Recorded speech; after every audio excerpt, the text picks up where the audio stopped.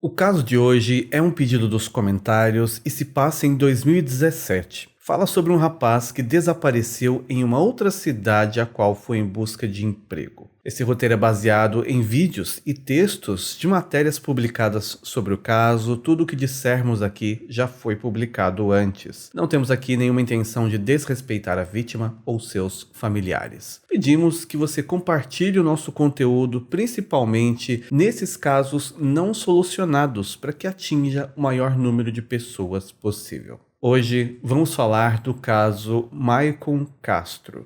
Ao longo de anos, ficamos sabendo de histórias que não podemos explicar. São lendas e mistérios.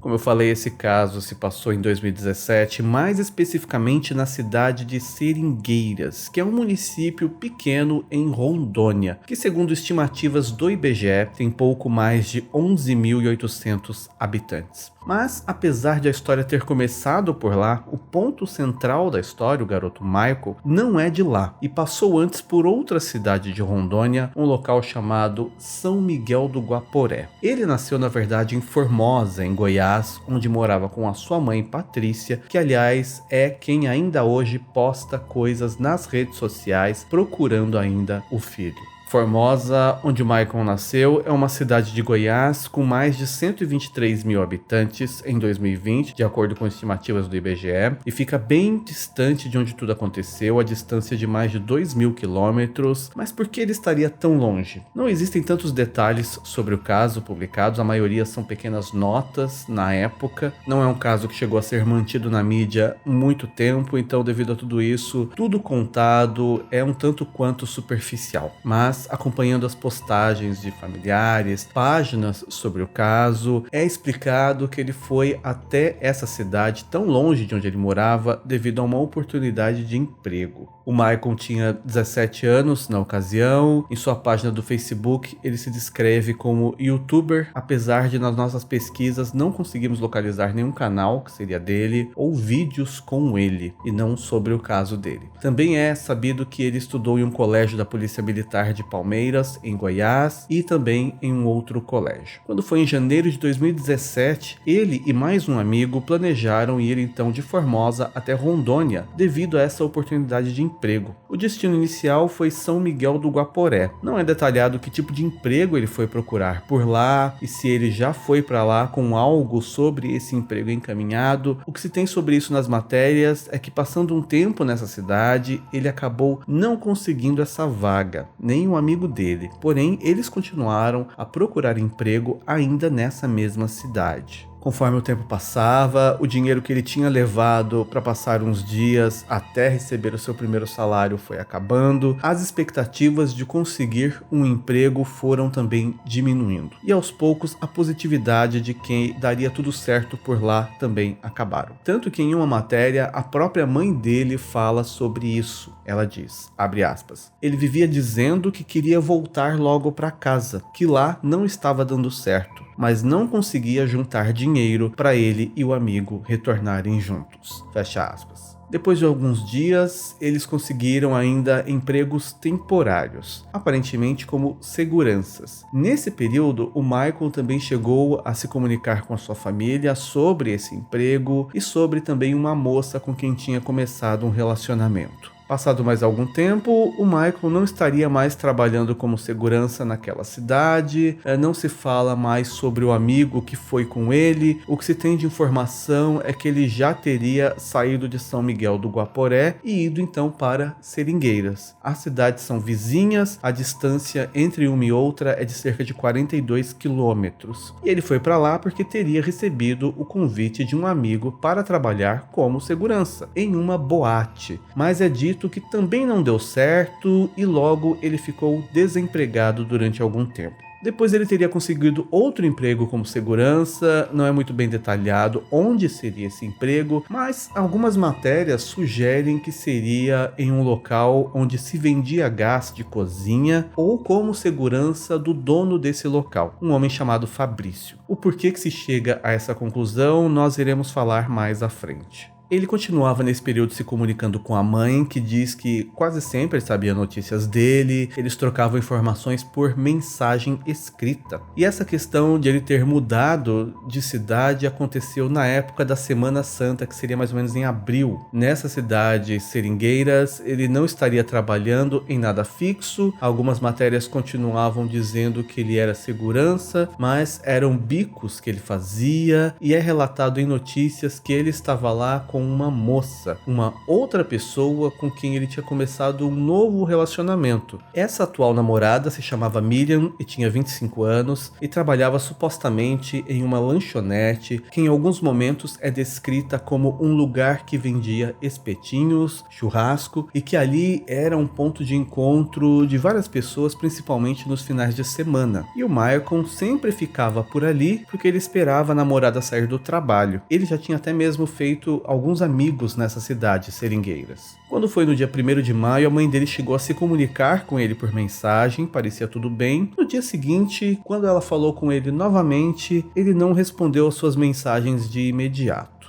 E nesse mesmo dia, mais tarde, ela começou a receber mensagens estranhas vindas do celular do Michael. Essas mensagens seriam enviadas pela moça com quem ele estava namorando, a Miriam. Ela falou para a mãe do Michael que ele não estava mais com ela e que no dia anterior, quem tinha falado com a mãe que estava tudo bem também era ela, a Miriam, e não o Michael. E que na verdade, desde o dia 29 de abril, algumas matérias dizem 28, essa moça, a namorada, não tinha mais notícias do Michael. Ele tinha desaparecido. A moça ainda disse que não sabia o que tinha acontecido com ele, mas que estava com medo de dizer para a mãe, a Patrícia, que ele estava sumido e achava que ele iria aparecer no dia seguinte, que não era nada para se preocupar. Mas ela estava errada. A mãe, obviamente, ficou desesperada, sem ter muito o que fazer, ainda mais na distância que ela estava, em outro estado, e tudo o que ela pôde fazer inicialmente e de mais rápido foi pedir que essa moça registrasse o desaparecimento do rapaz na delegacia. Como eu falei, de onde a mãe mora até onde ele estava são mais de 2.000 quilômetros e não seria fácil para a mãe conseguir dinheiro o mais rápido possível para fazer essa viagem até Seringueiras para saber o que estava acontecendo. Contudo, mesmo com a insistência da mãe falando com essa moça para que o registro de desaparecimento fosse feito, essa comunicação com a polícia só ocorreu no dia 4 de maio, cerca de 5 dias depois do desaparecimento, prejudicando completamente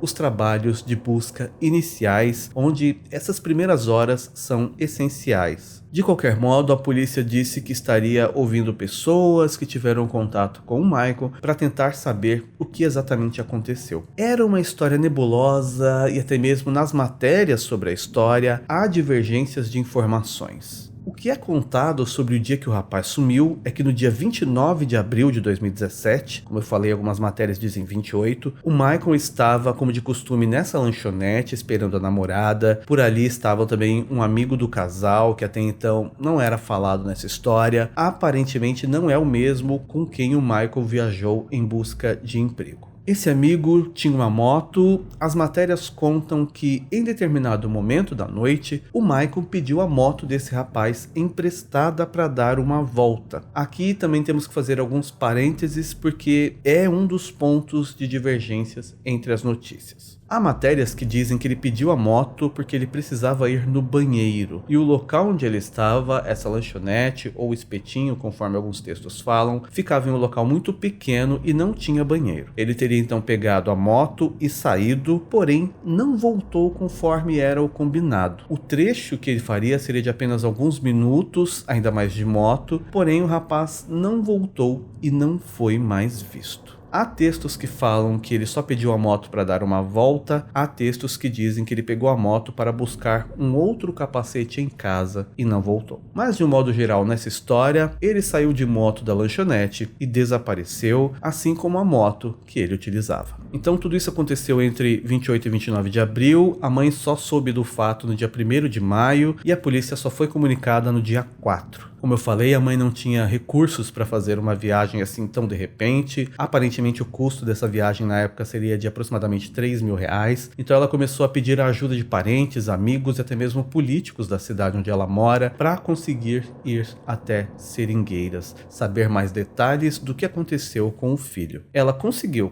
Essa viagem dela foi possível no dia 16 de maio, que foi quando ela foi até o local saber detalhes, porém ela só conseguiu informações desencontradas. Parece que nem todo mundo queria ou tinha o que falar, e na polícia ela acabou se frustrando. As investigações não tinham nada de muito promissor, as autoridades não diziam muito mais do que ela já sabia, e há uma matéria que conta que ela chegou a ser muito mal recebida pelas autoridades responsáveis pelo caso. Em texto é dito que a polícia disse para a mãe que ela deveria investigar e um delegado teria dito, abre aspas, quem sumiu com seu filho pode contar mais para você, mais fácil do que para a polícia. Investigue, fecha aspas. Quando questionado por repórteres, o delegado teria dito que trabalhava no momento com várias linhas de investigação e falou, abre aspas, levantamos o perfil dos amigos da vítima, procuramos ligações, mas ainda não encontramos nada, fecha aspas. A mãe chegou a ficar na cidade por pelo menos 4 dias e não descobriu nada que pudesse avançar o caso, assim como a polícia. Ela teve que logo retornar para onde morava e chegou a fazer mais uma viagem para Seringueiras, chegou a refazer caminhos que o filho teria feito ou fazia na época, falou com pessoas. Nessas conversas, uma pessoa chegou a dizer que antes de sumir, o Michael teria recebido um telefonema, mas não há nenhuma notícia que fale sobre isso depois. Nem mesmo a moto que o rapaz usava aparentemente também não foi encontrada, ou pelo menos isso não é noticiado. Quando foi em junho, uma coisa aconteceu. Houve um crime na cidade que parecia um acerto de contas, segundo a polícia. Um empresário foi morto a tiros enquanto dirigia pela cidade numa terça-feira à tarde. Ele foi abordado por um rapaz que o matou e fugiu sem levar nada, que foi o que deu a entender que era um crime encomendado. Esse mesmo empresário já tinha sofrido antes uma tentativa de homicídio, um mês antes, e tinha conseguido escapar. É falado que ele era um homem conhecido na região onde trabalhava no ramo de comércio de gás de cozinha. Com ele foram encontrados vários talões de cheques de altos valores, todos carimbados dos anos de 2014 e 2015, e tudo indica que ele estaria realizando algumas cobranças na região e foi morto. Esse empresário se chamava Fabrício e seria o homem com quem Michael tinha trabalhado. As matérias falam que o Michael já tinha sido segurança desse Fabrício. Fora isso, uma semana antes, um amigo desse Fabrício, um homem chamado Isaac, também teria sido assassinado por encomenda, na porta de um bar, e nessa época na cidade ocorreram pelo menos 5 homicídios onde as vítimas ou se conheciam ou tinham algum tipo de relação comercial entre elas.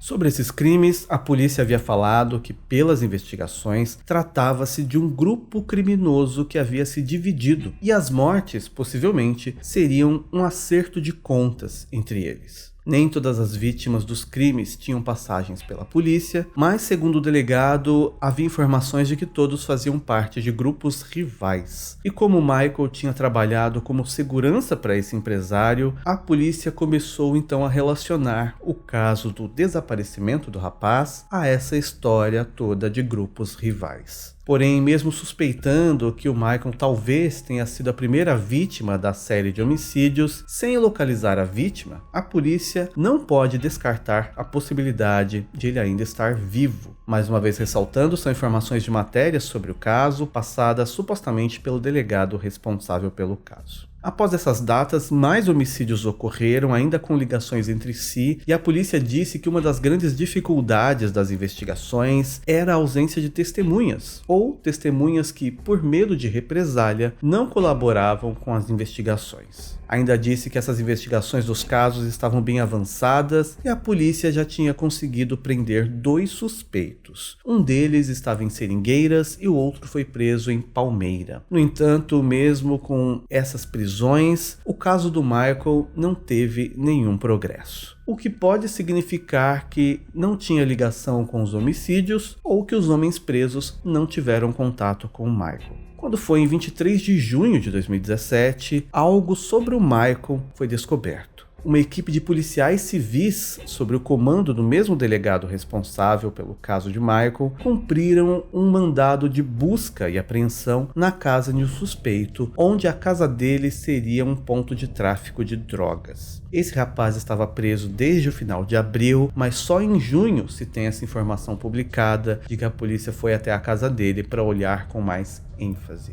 Nessa casa, além de objetos de procedência duvidosa e substâncias entorpecentes, foram encontrados documentos pessoais de Michael Castro de Paula. Na mesma matéria, é dito que o Michael já teria morado na casa desse rapaz que foi preso por tráfico. Ainda é dito que havia uma lista com 7 nomes de pessoas que deveriam ser mortas, que chegou a ser disponibilizada nas redes sociais da região. 3 dos nomes foram assassinados em um curto tempo e havia lá um nome Michael na lista. Mas há divergências na letra Y, já que o nome do rapaz desaparecido é Michael com Y e não Michael com I, como estava na lista. Há também uma matéria que fala que o dono da moto que o Michael teria pedido emprestado também estaria envolvido com uma vida de crimes. Quando se pesquisa sobre esse rapaz preso na casa, que seria o ponto de drogas, ele continua preso por tráfico, mas aparentemente não deu nenhuma informação relevante sobre o Michael. Lembrando que sempre é dito que quando a polícia fala que ele pode ter envolvimento com esses crimes, é uma suposição, devido às circunstâncias em que essas descobertas foram feitas, mas ninguém pode dizer que ele estava de fato envolvido nisso tudo. Até porque há também a possibilidade de ele ter pegado a moto emprestada e ter sido confundido com o dono da moto ou estar no local errado na hora errada, e a polícia também não afasta a possibilidade de ele ter partido para algum lugar por vontade própria. Após agosto de 2017, não se tem novas notícias sobre o caso. A mãe do Michael continua à procura de informações sobre ele para saber onde ele está e o que pode ter acontecido, e faz postagens em redes sociais com a esperança de que alguma informação ainda apareça. No entanto, segundo a polícia, de todo mundo que foi ouvido, nenhuma informação de fato esclarece o que aconteceu com o Michael, e o mistério em torno do seu destino permanece sem resposta. Comente aqui embaixo se você mora na região e se soube algo sobre essas histórias que eu comentei aqui. Pode dizer também algum detalhe que eu acabei não falando e sugerir outros temas. Obrigado por assistir até aqui. Por enquanto é só, e até mais.